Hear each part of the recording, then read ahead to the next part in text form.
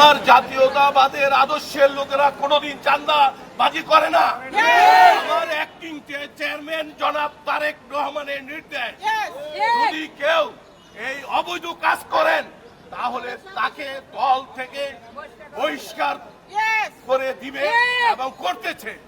তাই আপনাদের বলি, অনেকে আমাদের দোষ দেয়, আপনারা আমাদের চেহারা চিনা রাখেন, আমাদের কাছে আসেন, আমরা আপনাদেরকে যারা নাকি চাঁদাবাজি করে, যারা রাহাজানি করে, যারা আপনাদের কাছে অবৈধভাবে টাকা চায়, তাদেরকে আপনাদের নিয়ে আমি প্রতিরোধ করব।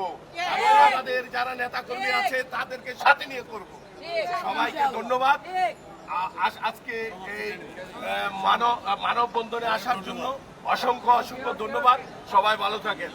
আজকে আরেকটা কথা, কালকে আমাদের দেশ নেত্রী বেগম খালেদা জি আসবেন। আপনারা সবাই লে মেরিডিয়ানের ঠিক পূর্ব পাশে আমাদের খিলক্ষেত থানার ওখানে আমরা দাঁড়াবো। আমাদের সাথে সবাই শরীক হবেন, তাকে শুভেচ্ছা জানানোর জন্য ওখানে আপনারা সবাই থাকবেন তো? আচ্ছা, 9টায়, সকাল 9টায় আপনারা ওখানে থাকবেন। সবাইকে ধন্যবাদ জানাই।